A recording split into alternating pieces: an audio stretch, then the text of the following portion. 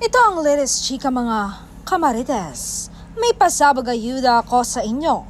Alam niyo bang kaya pala hindi nagpapayuda ang dalawang magkasintang Donnie at Belle nung Valentine's Day? Ang kanilang selebrasyon dahil malalaman natin kung ano daw ang tunay nilang relasyon, kung anong label na sila. Ito nga ang chika. Alam nyo bang red carnation ang pabouquet ni Donnie kay Belle? Hindi lang basta flowers.